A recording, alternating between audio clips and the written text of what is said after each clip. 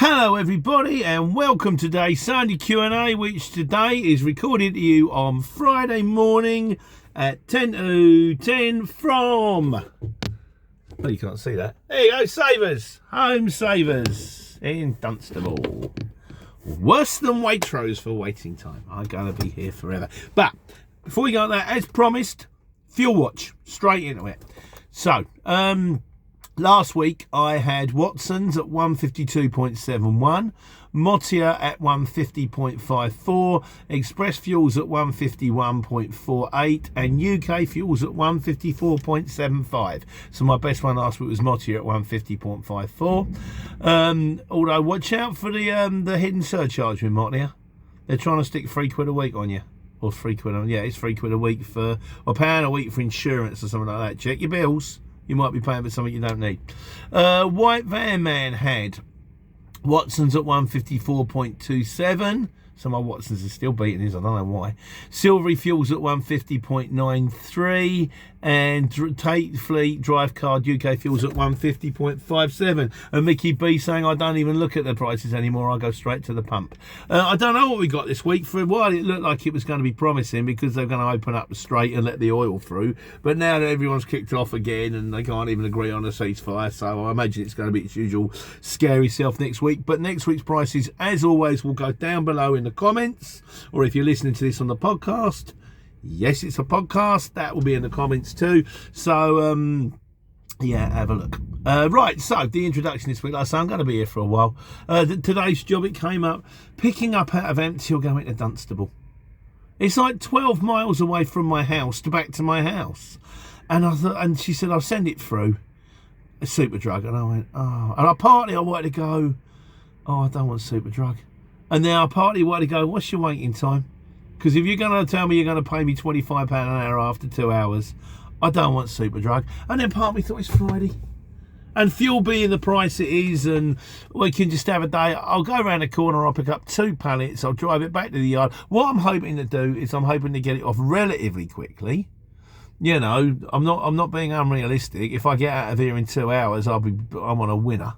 And then hopefully maybe pick up something local ready for delivery on Monday morning. So it's Friday afternoon. I don't want to go too far. I'll end up in Slough, of course. It's Friday afternoon. I always end up in Slough on Friday afternoon. But it would just suit me. I'll get a jump on a weekend. I've done no diesel. And literally back to the yard, ready to go. I like it when I'm loaded and ready to go. So Monday morning at 8 o'clock, I'm tipping, and I've already got like half a day's money. And that and of course, the bank holiday, we were all out of bond, couldn't we? So yeah, looking forward to that. Anyhow, so the big video this week. Got a bit of a bee in my bonnet about this one. Negative feedback. Can you leave negative feedback? I'm just to people who pay late. As I said in the video, I've had enough. You know, it's kind of like, the idea is, this gets me, the invoice is due by. It is due by, I've done the job today, so it's now the 10th of, it's the beginning of the month, it's the 10th of April, 30 days end of month, 45 days end of month. The invoice is due by the 31st of May. It's the 30th of April, 31st of May. So you've got 8 weeks. 8 weeks within which you can pay this. And it doesn't matter whether you pay it tomorrow or you pay it in 7 weeks and 6 days. You've got 8 weeks to pay it. And they go, right, okay, that invoice is due end of May. May. What I'll do is end of May, I'll start thinking about paying it. And it's really starting to wind me up. Because some people play the game and some people don't. I've got to say, I think with Smart Pay, it seems to be getting a little bit wiser. But the question is, can you leave them negative feedback? So this is what you guys have said. So my mate Nick, the urban trucker, says, Pete, as we discussed the other day, 100% acceptable to give negative feedback for late payments. Shippers are quick enough to give you negative feedback if something goes wrong. I feel that the feedback system on the CX-HX is heavily based in favour of shippers, and shippers will get away with a lot, from late paying to posting jobs to the wrong information. How many times have you rocked up? The only thing they've got to do is give me the right information and pay on time. I will find the place, despite the fact it's in the middle of nowhere, the postcode's wrong, and they haven't changed the sign, which is telling you what the company is in the last 2 years, so it actually says it's something different. Find the load. which again, no one knows who it is and no one's booked it. Get the load on board, secure the load, drive the load there safely so it gets there exactly as it left.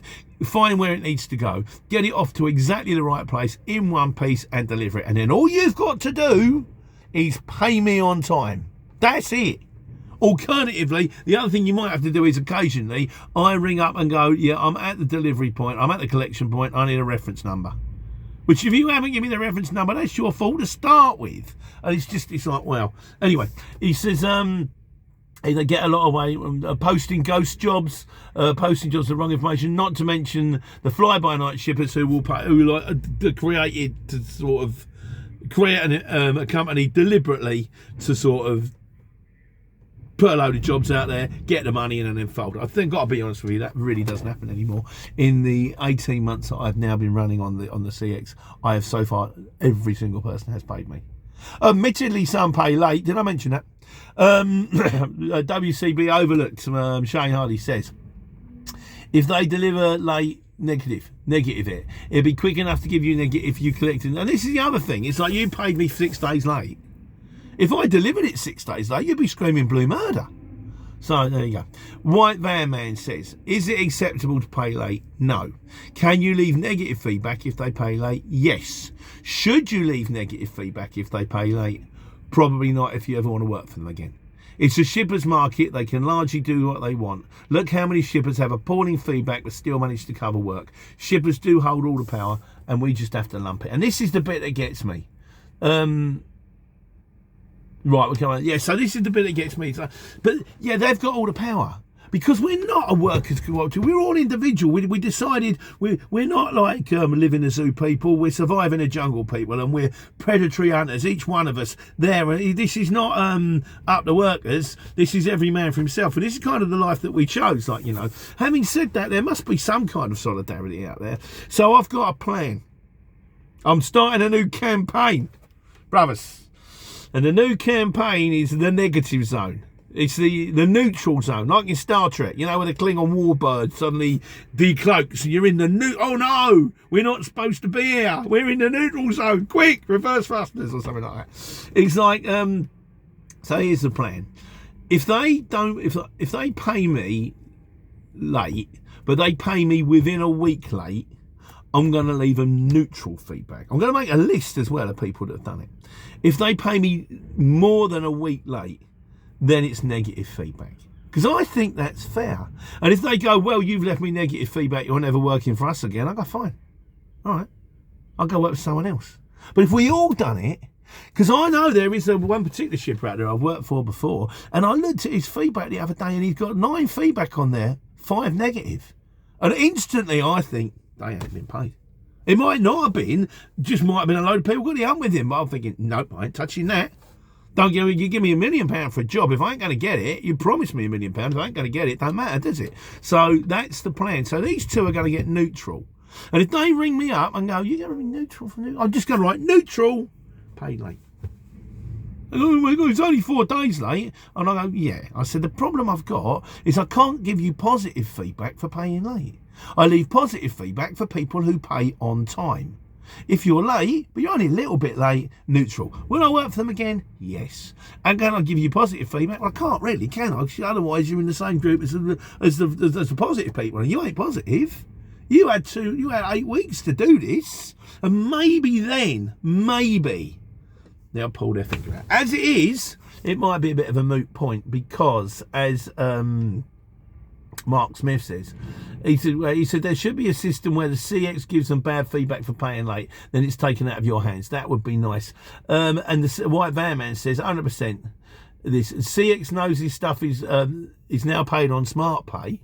Even if they do go as far as negative feedback, just list if they don't go as far as negative feedback, just list the average time to pay invoices, the percentage of invoices paid on time. See, this is something now, the Smart Pay, now if you're listening there, people at the CX, and I believe you do sometimes, you guys in the technology department, you might want to do that. I mean, I'm not being funny, I'm paying for average price per mile, which I never use, and none of us ever use, but we're still paying for it.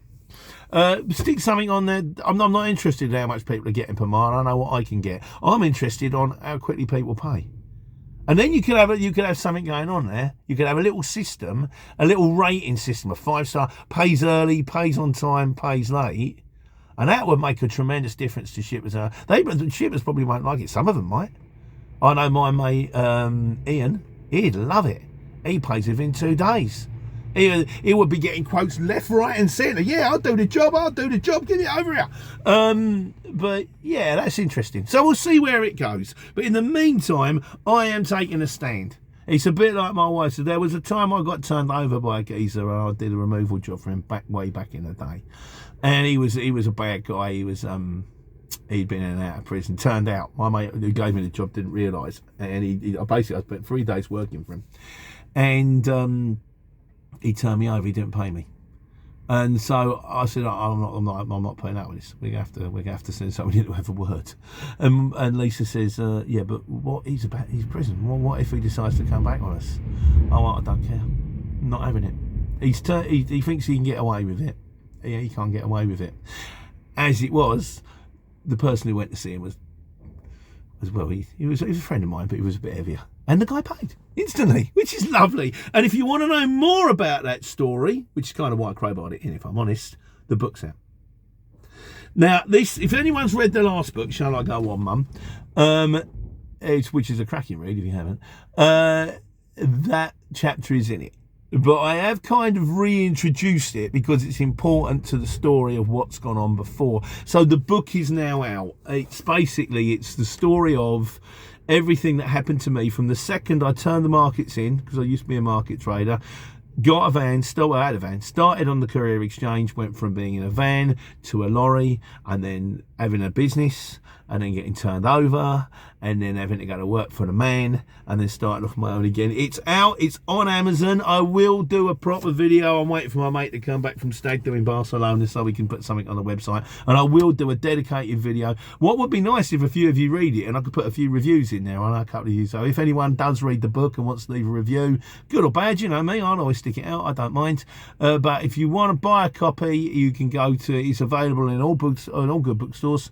Of course it's not. Well, why on earth would it be available in all good bookstores? No one goes to a bookstore anyway anymore. It's on Amazon. Everybody buys everything from Amazon, so it doesn't matter. So if you type in "take care, take money," we got to call it that. You need the catchphrase "take care, take money," and I think it might take you to the Kindle edition, but the Kindle edition's there. The paperback edition is also there. It's available as other editions. Flick it across. The paperback costs you £10, the Kindle costs you £5. So anyhow, so people that know the book is out. Dale Steele says, could you put it on an audio, please, for people who drive in? And another gentleman, which I thought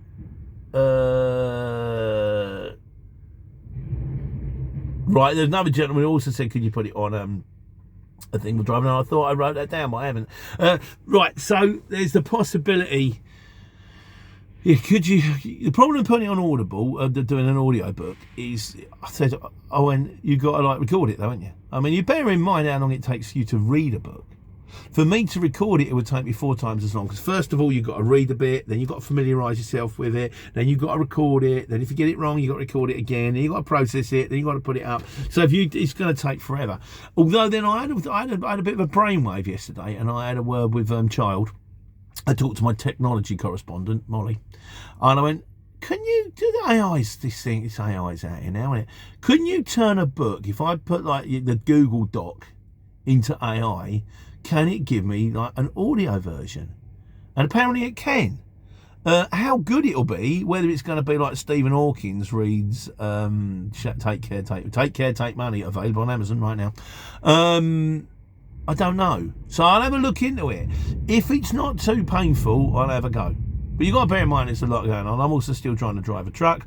I'm also trying to do the Q&A and all this kind of stuff, and do the videos and everything at home. And also I'm currently writing the next one in the series. So there's a lot going on.